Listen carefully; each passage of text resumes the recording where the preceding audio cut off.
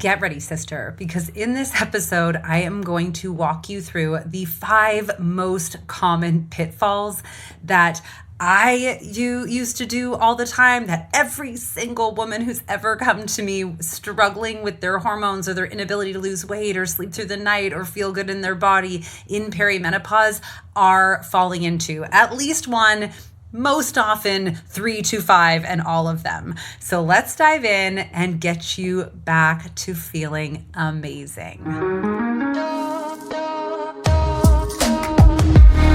What's up, sisters? Welcome to the Period Whisperer podcast. I'm Bria. I'm your host. If you're new, I'm so happy you are here. I'm your perimenopause and menopause sister, your holistic trainer, hormone specialist, translator of your female body. I'm a recovering people pleaser and hustle addict turned body whisperer and hormone decoder. And I am here to help you de-stress your body, decode what it is saying, become the CEO of it, and own your own health, energy, and weight loss again.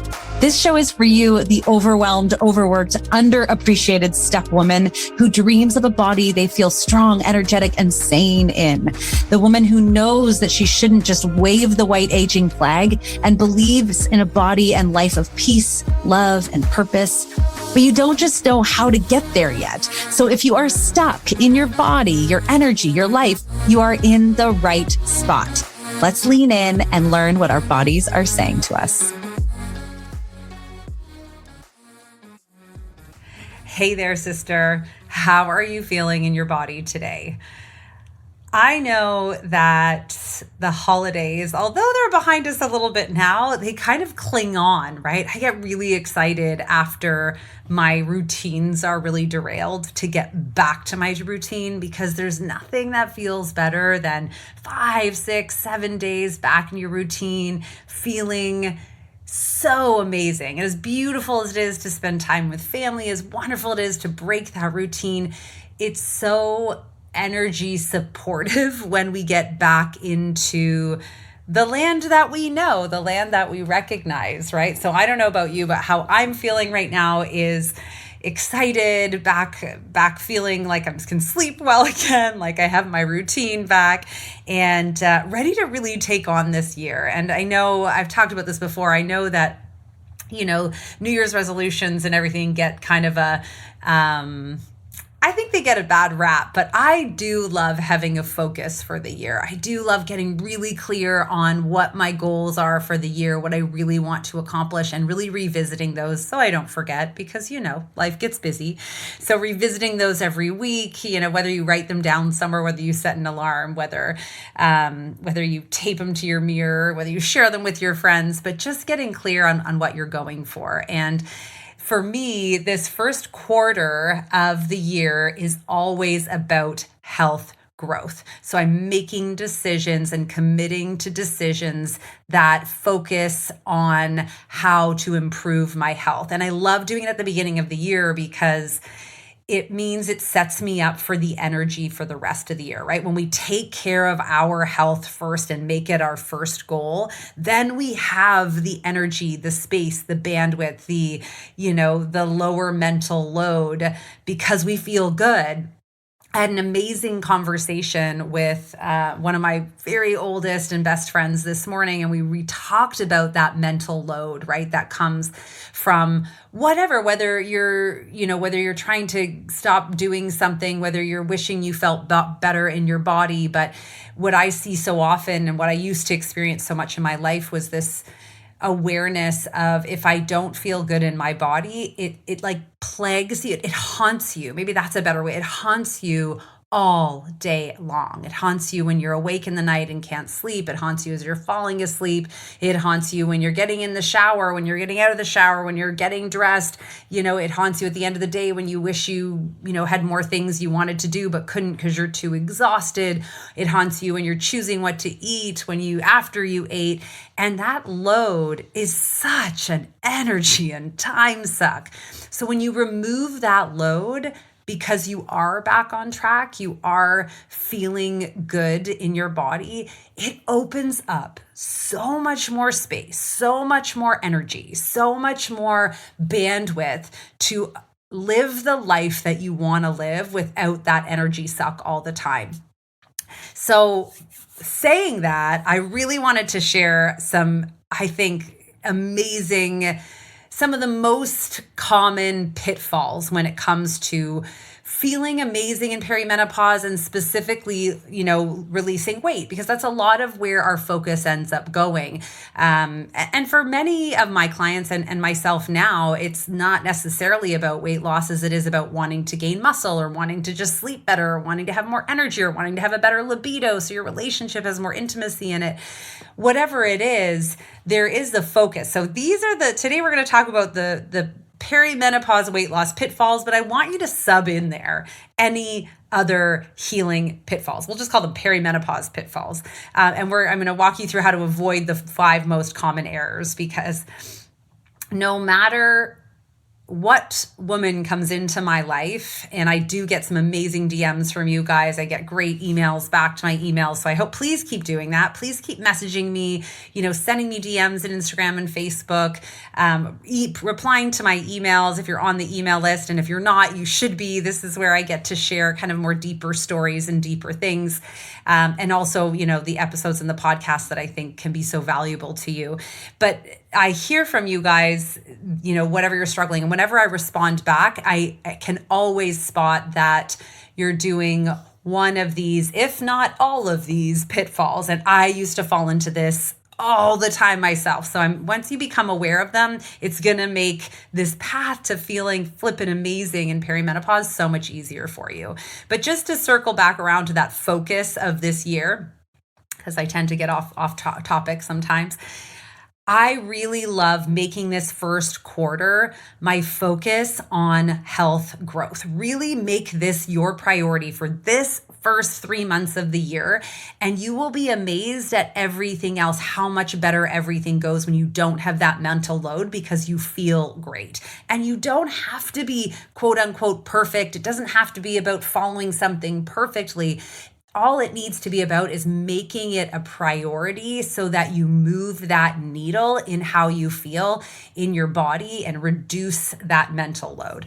But let's dive in, because like I was saying, these 5 most common errors come up again and again and again. And it's really how I've been able to make such an impact helping so many women in my course, in Midlife Mojo, and the one-on-one coaching, because we do typically fall into these. These are happening.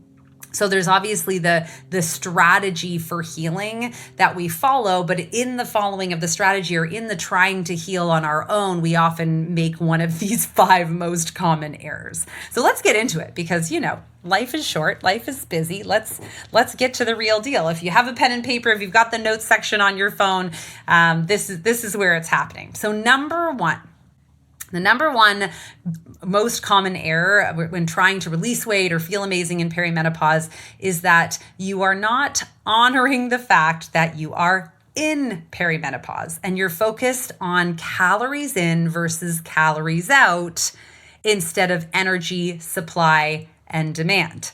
So let's break that down a little. First of all, if you're listening to this podcast and you're over 35, you are in perimenopause. It doesn't matter what your doctor tells you. It doesn't matter what the blood work tells you. It doesn't matter where your hormone levels are.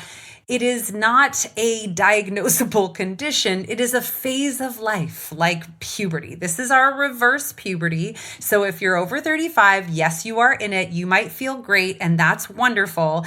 You still want to know this information and recognize that if you are, I'm going to just take a moment here and say, because I've had several clients one-on-one and also in Midlife Mojo who are post-menopausal. They've definitely, not even that they've had a hysterectomy, they've actually gone through, menopause. They're not bleeding. It's been over a year, and our hormones don't just completely disappear, right? Things are still clinging on. So if you are post-menopausal and you're having symptoms, you're unable to release weight, you're not able to sleep through the night, then there is still an impact happening. We won't call it perimenopause anymore, but you're still in that reverse puberty, and you're still experiencing the fact that you're in this reverse puberty. And we want to be clear first that it is an added workload to the body. Just like we see our teens going through puberty and they're more tired, they need to sleep more, they are hungrier, they need to eat more, they're a bit more emotional. Like, these are very real things because change is going on. It is an added workload. It means the body has to be doing more right now.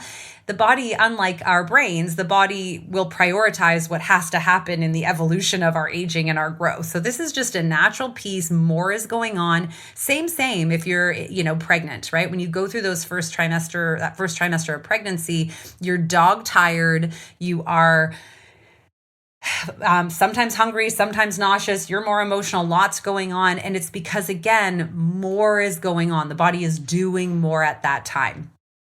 So one, we need to honor first that we're in this piece, that more is happening. And so we need to accommodate for that. And when we are trying to release weight or feel better, maybe in our energy, our natural instinct, culture has really taught us to look like calories in versus calories out. Well, I'm not, I'm eating this. I hear this all the time. And I used to say this as well. I'm burning this many calories and I'm eating this many calories, but I'm still gaining weight. When you're in this phase of the added workload, we really have to, I wish we could lobotomize this calories in versus calories out. It's really feeling amazing in your body during this phase of added workload is much more about the energy supply and demand that your body has. We have a greater energy demand in perimenopause, so we need a greater supply. And if we're looking at calories in versus calories out, when we push ourselves in a hard workout, we're creating a greater energetic demand of our body, right? So all of a sudden the body's like, whoa, I'm busy transferring hormones around, dealing with what's happening in the body. And now I've got to make sure I do this other workload. So I need more energy. But most women in perimenopause are not sleeping as well. They're not eating as well as they should be. And now we're doing this workout. So the energy demand gets bigger and bigger and bigger. And this is where the body starts to accommodate, because our bodies are this beautiful, magnificent thing. It will always do whatever it can to achieve what the mind is asking it to do. So you're going to ask more of your body and it's going to do what it can to perform that, but it's going to rob Peter to pay Paul. You know that saying? So it's going to steal from somewhere else in your body or from where it could be doing work to accomplish what you're asking it to do. And then so instead of looking at calories in versus calories out, we really want to look at where are all the areas of our life where we have some control over reducing the demand of energy. And we can do that by looking at our movement and fitness. We want to get movement and expansive movement like yoga in, so walking and yoga. But a hard workout, when you're not releasing weight and you're trying to release weight, is clearly not working for you. So that's creating an energy demand that you're not meeting the supply of. So we need to make sure that we're pulling back on those things. We need to take a look at our life and see where we can get help. We need to look at our sleep and say, am I getting enough sleep? For years and years, I operated on 6 to 7 hours of sleep max. But in perimenopause, just like pregnancy, just like puberty, we have a greater energy demand. So we really need to be minimum 7 for half the month, but really we need to be looking at more like 8 or even 9 hours. We need to build up that sleep and make sure it's quality sleep, right? There are things that we do that really impact the quality of our sleep. So we want to really be hyper-focused more on that. What is sucking my energy and how do I lower my energy demand? And then how do I increase my energy supply? Am I making sure that the food that I'm putting in my body, which gives the body the tools it needs to create energy, right? Energy doesn't come from nowhere. It gets created in the body from the tools we eat. Are the tools I'm eating, are they quality? Are they covered in pesticides? Are they pissing my body off and creating a greater energy demand? Are they the quality tools they need with the best nutrients and vitamins and minerals that we can, so that my body has the tools to supply the energy it needs instead of being in that deficit. Likewise, we can get energy, of course, through gentle movement like walking and yoga. We can get energy through finding things that bring us joy, through proper stress management and different things like that. So we really need to look at that energy supply and demand issue. So if you're stuck on the calories in, calories out, and you're not clear and you're not honoring the fact that you're in this greater energetic demand, then this is absolutely a pitfall you want to avoid. And we can do that by really looking at our energy suckers and our energy givers. And we can do that again, really through looking at our 4 health pillars, which are sleep / rest, we'll call it sleep and rest, movement, nutrition, and stress management or pleasure. So when we look in those 4 health pillars, we're able to see, okay, am I getting the amount of sleep? Is it the right quality of sleep? If not, that's got to become a priority. Am I doing the right movement? Is it too much movement for what my body needs? If not, that's got to be a priority. Am I eating, 3 balanced, highly nutrient dense meals a day? If not, we got to focus on that piece. And am I managing my stress? Am I finding joy? Am I having leisure time in my life? If not, those are the 4 pieces. When we solidify those 4 health pillars, then we significantly reduce that mental load because we start to actually feel better and have more energy. Part of this mental load I was talking about earlier with my friend comes from us really grinding away on the things we should change, want to change, aren't changing, need to change, and we just haven't surrendered to that piece yet. So again, number 1, you're not honoring the fact that you're in perimenopause. We really need to focus on that energy supply and demand, and it's not a calories in versus calories out piece.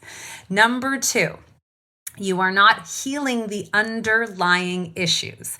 So all too often, and this was absolutely me, I, wanted to just blame my hormones. And listen, we're taught to do this from puberty. From puberty, we're like, oh, you're having cravings, it's your hormones. Oh, you're irritable, it's your hormones. Oh, she's bitchy, it's her hormones. These are really, oh, you're exhausted, it's your hormones. It's not your hormones.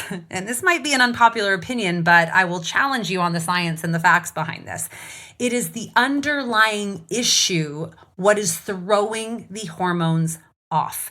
So before we can even get to a workout, building muscle, before we can even get to major like fat burning, we need to make sure the body is in a solid foundational piece. And if your body is dealing with inflammation in it, which we'll see in headaches, excess belly fat, bloating, night sweats, hot flashes, brain fog, not enough consistent energy throughout the day, inability to release weight when you are trying. These are all signs that point to inflammation, along with anxiety and moodiness and depression. These are all things that point to inflammation, let alone like skin issues, rosacea, acne, swelling in our joints, all of this inflammation.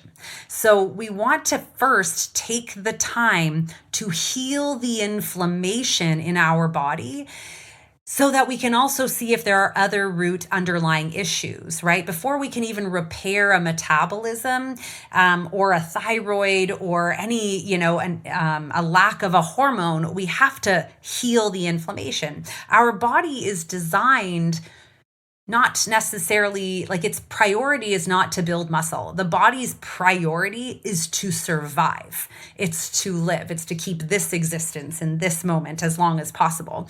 And inflammation is red alert that something is wrong. So when there's inflammation in the body or there's something that's creating inflammation, all of the body's focus will go there, and it will pulls forces. It's like, call in the troops from the other areas. We need to deal with this problem. So if we're in chronic inflammation because we're not sleeping enough, because we're not eating the right things, because we're working out, over exercising or working out too hard, because we're not managing our stress appropriately or we're doing too much, then we're always stuck in this place of inflammation, and we cannot get to the healing and repair of the pieces and the other underlying issues that might be there.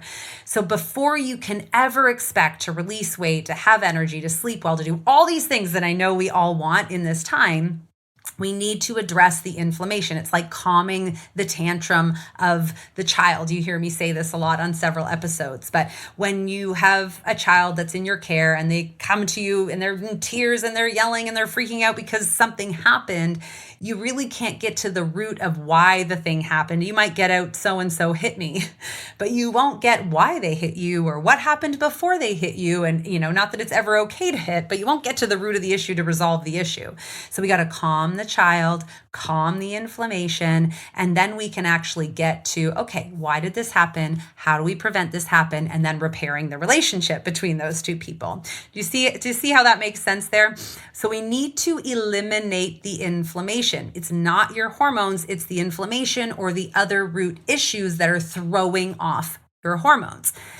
In perimenopause and menopause, as long as our hormones remain balanced, we should not be completely debilitated. We will obviously, like as our hormones decrease when we move from being fertile to non-reproductively capable, then there are going to be physical changes in our body because we're used to having these hormones and they're no longer there. But if they stay balanced, it shouldn't be this painful. We should be able to address and holistically work on those other pieces, or when needed, use HRT. Okay, number 3. This is a big one. I did this all the time. I talked to someone today just about this one. You are not giving enough time for healing. We are in the Amazon Prime microwave mentality land. I am fully guilty of this. If I don't get what I want when I want it really quickly, it can be frustrating. We think that we can, eat well and follow a certain program for 2 weeks and should start to release weight. I'm going to tell you right now, when you are suffering with these symptoms we're talking about, you are dealing with inflammation, which likely means there's another issue even beyond the inflammation. We have to heal the inflammation. We have to heal and repair the other root issue. And then we've got to work with our hormones to go into optimization so that we can shift into fat burning. You need 12 weeks. That really needs to be that minimum. So when I talk about, my focus these first 3 months on health, like that is my focus, to really move the needle. 12 weeks, crush it out, make that my priority, and then I can move on to another focus and a goal. You need 12 weeks for healing.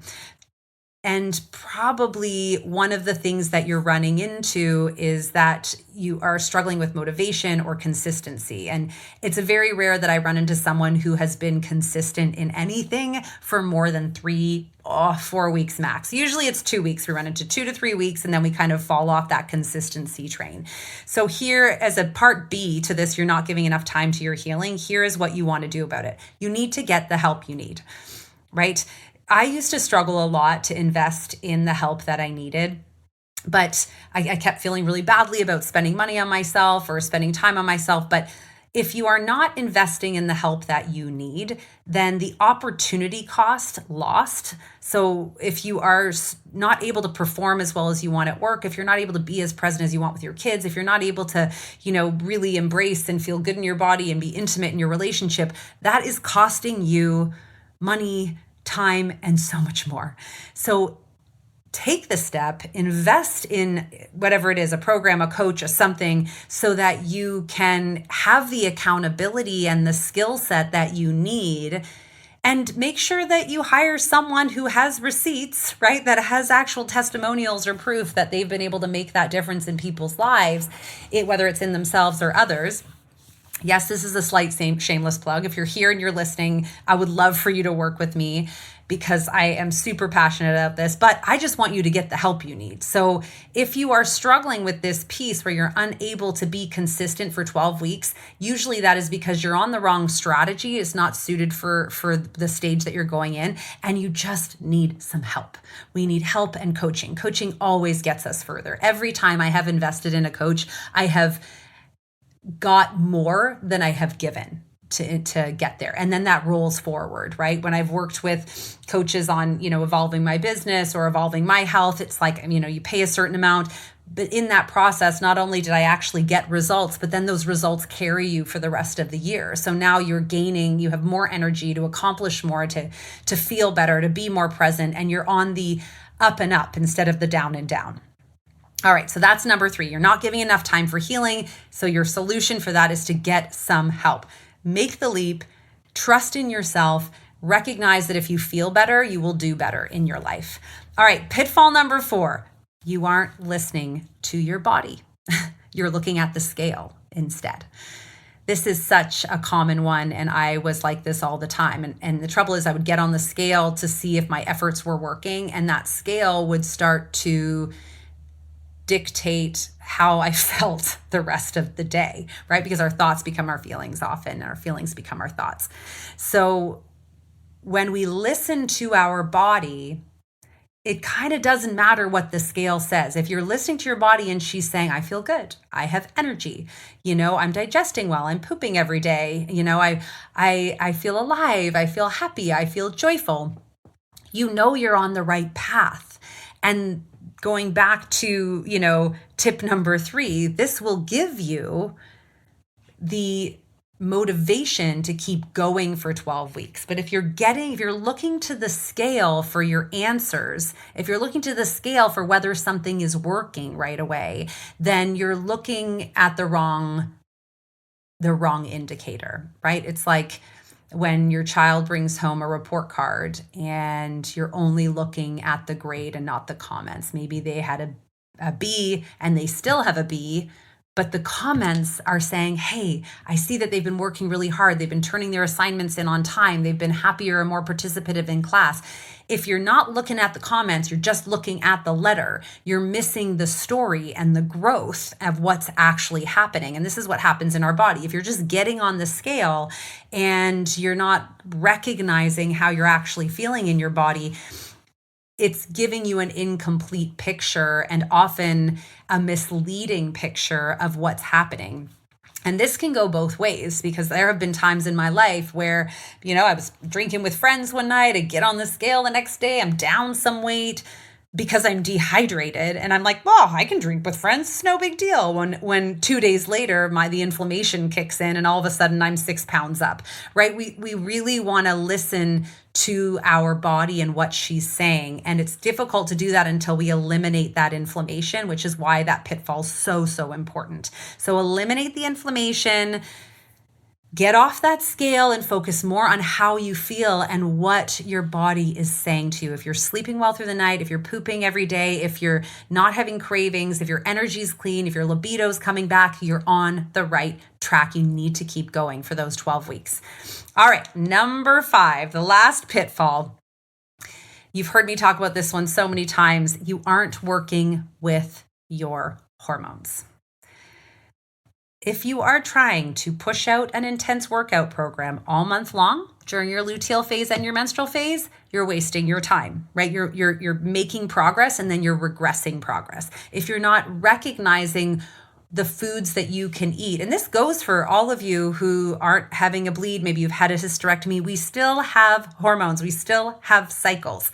So honoring those rhythms and recognizing that in your follicular phase, in your ovulatory phase, or half of your month, if you're not actually bleeding and you don't know how to track that yet, half of the month, you can actually get so much more out of your 30-minute workout, or so much more out of your, leaner nutrition plan.